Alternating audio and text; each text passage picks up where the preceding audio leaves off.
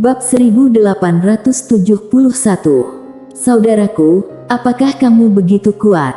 1. Bergabung dengan Istana Sengong. Mileye sedikit terdiam. Dia tidak berencana untuk bergabung dengan Istana Sengong, lagi pula, ada begitu banyak batasan dalam sekte dan dia tidak ingin dibatasi. Selain itu, dia adalah seorang pendekar pedang dan menurutnya Istana Sengong tidak dapat membantunya. Dia merasa ada sesuatu yang tidak normal. Mengapa orang ini tiba-tiba mengajaknya untuk bergabung dengan Istana Sengong?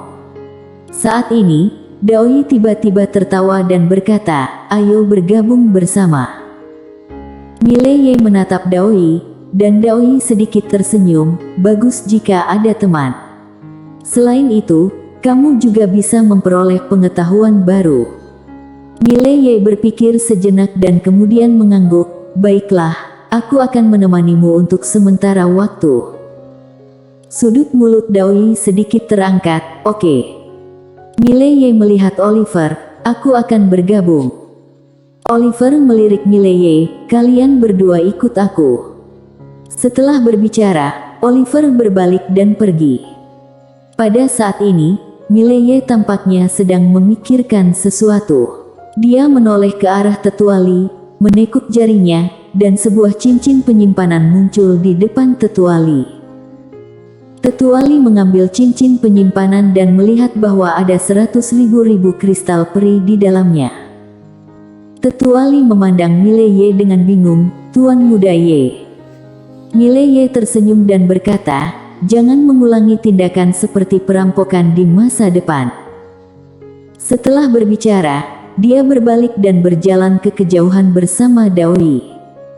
Pada saat yang sama, setelah hening lama, Tetuali menggelengkan kepalanya dan tersenyum, kemudian berbalik dan pergi.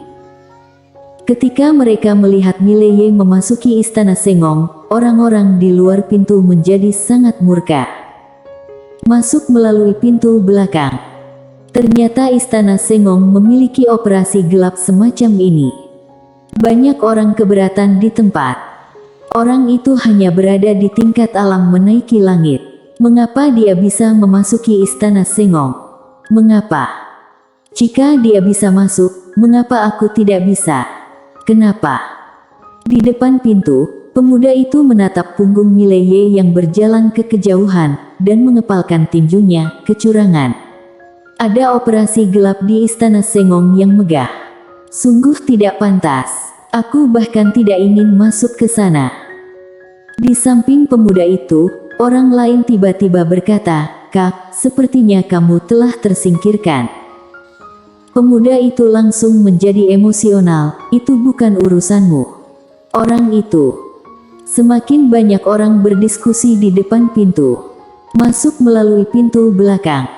Ini sangat memalukan. Karena seleksi penerimaan murid di Istana Sengong sangat ketat, hanya beberapa orang yang diterima setiap bulannya. Dan bulan ini hanya 2 orang yang diterima, yaitu Mileye dan Daoi. Sedangkan yang lainnya ditolak.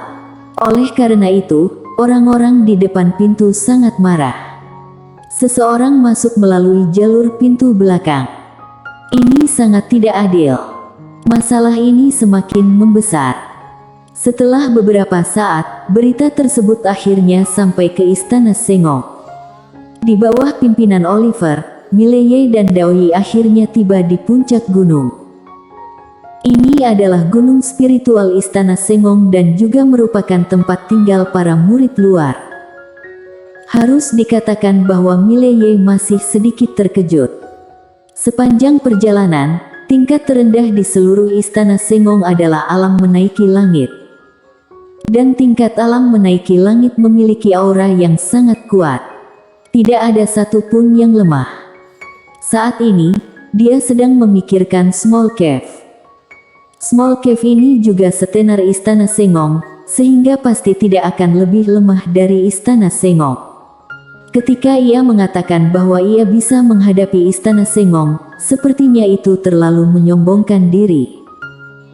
Oliver membawa Mileye dan Daoi ke halaman dan berkata, mulai sekarang, kalian akan tinggal di sini.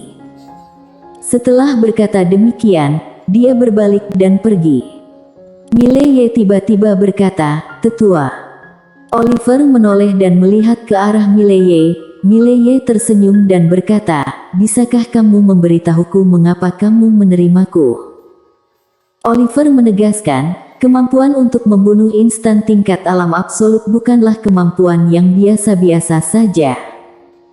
Setelah berbicara, dia berbalik dan pergi. Mileye terdiam. Rupanya, Istana Sengong mengetahui tentang pembunuhannya. Dengan kata lain, Istana Sengong juga mengetahui bahwa dia memiliki sumber mata air kehidupan tingkat dewa. Saat ini, Daoyi tiba-tiba berkata, "Apakah kamu mengkhawatirkan sesuatu?" Mileye tersenyum dan menjawab, "Tidak ada." Saat mengatakan itu, dia melihat sekeliling. Harus kuakui, gunung spiritual memiliki pemandangan yang indah. Tepat pada waktunya, aku perlu bermeditasi sebentar. Mengembangkan kemampuan alam menaiki langit.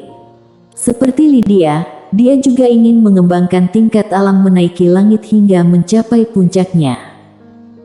Setelah mendapatkan instruksi dari Lydia, dia menyadari betapa pentingnya meningkatkan alam menaiki langit hingga mencapai puncaknya. Jika dia mampu mengembangkan alam menaiki langit hingga mencapai puncaknya yang tak terbatas, bahkan seorang orang suci pun tidak akan mampu menandinginya, termasuk alam ruang waktu. Tidak peduli seberapa kecil tindakan itu, selama dilakukan dengan penuh semangat, itu akan menjadi sangat menakutkan. Daoyi tertawa dan berkata, "Aku akan melihat sekeliling terlebih dahulu, kamu berlatihlah dengan semangat." Mileye mengangguk, "Oke." Daoyi kemudian berbalik dan pergi, sementara Mileye pergi ke halaman dan duduk bersila di tanah dengan tangan di atas lutut dan perlahan menutup matanya. Segera sebuah sungai yang panjang muncul di hadapannya. Ini adalah versi yang diperkecil. Mileye mulai mempelajari dimensi waktu ini. Dasar penelitiannya adalah bahwa ruang hampa tidak dapat dipisahkan, yang berarti bahwa dia harus fokus menggabungkan ruang hampa daripada hanya mempelajari kekuatan waktu. Bersambung. Bab 1872. Saudaraku, apakah kamu begitu kuat? 2. Sampai saat ini, dia belum menyadari bahwa kabar mengenai bergabungnya dia dengan Istana Sengong telah tersebar di seluruh tempat itu. Aula spiritual. Ini adalah tempat di mana para tetua mendiskusikan masalah. Pada saat ini, 3 tetua sekte luar berkumpul di ruangan. Oliver ada di antara mereka. Tetua utama sekte luar memandang Oliver, "Ini kekacauan besar." Oliver berkata dengan lembut, "Biarkan mereka berbuat apa yang mereka inginkan." Tetua utama berkata dengan suara dalam, "Tidaklah sulit bagi seseorang dengan tingkat alam menaiki langit untuk membunuh tingkat alam absolut. Setidaknya, di sekte luar, banyak yang bisa melakukannya." Oliver berkata, "Dia adalah pembunuh instan, hal yang sangat tidak umum." Tetua utama terdiam. Pembunuhan instan tingkat alam absolut. Harus dikatakan, ini agak sulit.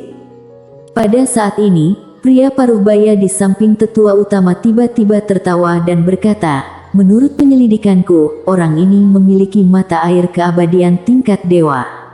Selain itu dia mengaku sebagai raja kerajaan iblis surgawi."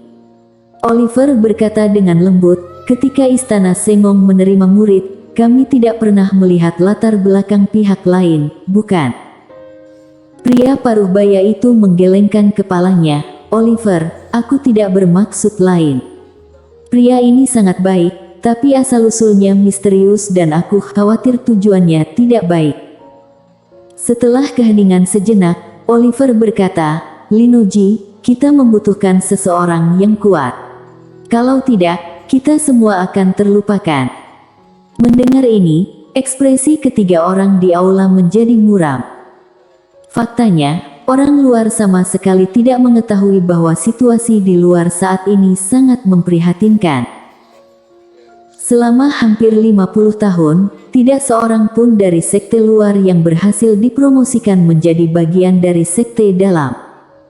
Mengapa? Karena mereka tidak memenuhi kualifikasi.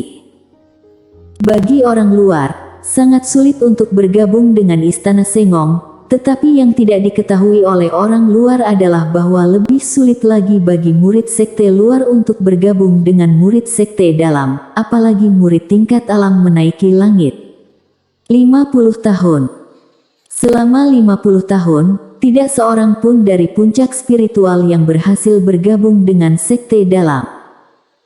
Sedangkan Yonatan Lee, dia langsung menjadi murid pewaris sejati dari pemimpin istana. Jadi, ia sama sekali tidak bisa dianggap sebagai pihak luar.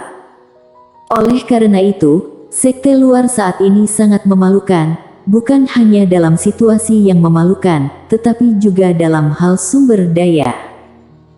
Karena sumber daya yang diberikan kepada sekte luar oleh yang di atas mulai berkurang setiap tahun. Mereka merasa bahwa murid sekte luar tidak perlu menikmati begitu banyak sumber daya. Selain itu, perlakuan terhadap para tetua di sekte luar mereka juga semakin menurun dari tahun ke tahun. Tentu saja, yang paling tidak bisa mereka terima adalah hilangnya harga diri. Setiap tahun pada pertemuan sekte, para tetua dan murid dari sekte luar merasa paling malu. Mereka seperti orang asing. Sangat memalukan. Tidak bisa menahan. Pada saat ini, Tetua utama sekte luar tiba-tiba bertanya, bisakah dia melakukannya? Oliver berkata dengan suara yang dalam, orang ini memiliki aura yang kuat, dan dia tidak menyombongkan diri di depanku. Tidak hanya itu, dia juga menghormati Istana Sengong. Latar belakangnya jelas tidak biasa, namun kita tidak perlu khawatir tentang ini. Yang ingin aku katakan adalah dia pasti menyembunyikan kekuatannya. Terkait apakah dia dapat melewati ujian sekte dalam, aku tidak bisa menjaminnya, tetapi aku pikir dia memiliki peluang. Tetua utama tiba-tiba berkata, aku akan mengujinya. Jika berhasil, maka kami akan berusaha sebaik mungkin untuk melatihnya. Selain itu, penilaian sekte dalam hanya tinggal kurang dari 3 bulan lagi. Setelah berbicara, dia langsung menghilang. Oliver dan Lino Ji juga menghilang dari tempat itu. Di halaman, Mileye duduk bersila di tanah dan terus mempelajari dimensi waktu. Pada saat ini, seorang pria tiba-tiba muncul tidak jauh dari sana.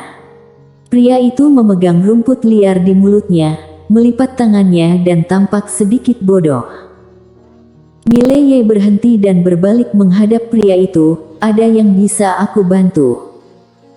Pria itu menatap Mileye, apakah kamu Mileye yang masuk melalui jalur pintu belakang itu? Masuk melalui jalur pintu belakang. Mileye tertegun dan kemudian tertawa, aku tidak pernah melalui pintu belakang. Aku biasanya melalui pintu depan. Menara kecil tiba-tiba berkata, majikan muda, kamu benar-benar konyol. Mileye sedikit mengernyit, apa maksudmu? Menara kecil berkata, tidak. Mileye. Pada saat ini, pria yang tidak jauh dari sana tiba-tiba berjalan di depan Mileye. Dia memandang Mileye dan mencibir, kamu memanfaatkan relasi untuk masuk ke sini, aku sangat tidak suka orang seperti ini. Mileye berkata pelan, aku tidak punya waktu untuk berbicara omong kosong denganmu, jadi pergilah dari sini. Pria itu tiba-tiba menyeringai, tingkat alam menaiki langit, apakah kamu berani melawanku? Mari kita lihat. Mileye tiba-tiba menghilang di tempat, dan wajah pria itu berubah drastis, tepat saat dia hendak menyerang, pedang itu langsung menyentuh dahinya. Pria itu tercengang. Mileye memandang pria itu dan berkata sambil tersenyum, ingin berduel. Untuk menentukan hidup atau mati. Tenggorokan pria itu tercekat dan dia berkata, kakak, apakah kamu begitu kuat? Mileye berkedip, ya. Apakah kamu tidak menyangka? Apakah kamu terkejut? Pria itu ragu-ragu, lalu berkata, maaf, aku tidak tahu kamu begitu kuat. Mileye berkata, bukankah kamu ingin berduel? Ayo. Pria itu dengan cepat menggelengkan kepalanya, kakak, ini kesalahanku, aku tidak tahu kamu begitu kuat, kamu tidak melewati pintu belakang, kamu melewati pintu depan, kamu melewati pintu depan. Menara kecil itu tiba-tiba berkata, kalian berdua sangat konyol. Mileye memiliki garis-garis hitam di seluruh wajahnya. Menara kecil, apa yang kamu bicarakan? Menara kecil tidak berbicara. Bersambung.